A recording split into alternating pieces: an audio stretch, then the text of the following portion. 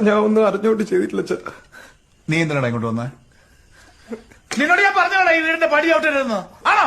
ഒന്ന് പതുക്കെ പറ, നാട്ടുകാരെ കേൾക്കും. ബോംബ അമ്മ കഞ്ഞെടുത്തു തരാം. ഇനി അറിയാൻ ആരുമില്ല. എന്റെ പുതിയ പേരെന്താ നിനക്കറിയാവോ? കഞ്ചാവ് രാധാകൃഷ്ണൻ. മകൻ അച്ഛനെന്ന ഡെസിഗ്നേഷനാ. എഞ്ചിനീയർ ആവാൻ വിട്ടതാ.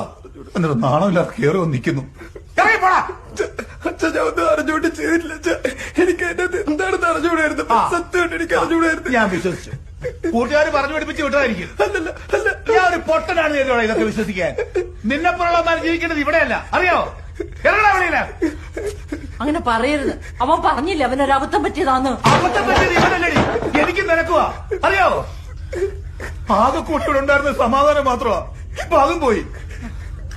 ഒന്നില്ലെങ്കിൽ ഞാൻ, അല്ലെങ്കിൽ ഇവൻ, ആരെങ്കിലും ഒരാളും മതി ജീവനോടെ ഈ വീട്ടില്. നിങ്ങൾ എന്താ പറയുന്നത്? അവൻ നമ്മുടെ മോനല്ലേ? നിനക്കിട്ട് ആദ്യം തരേണ്ടത്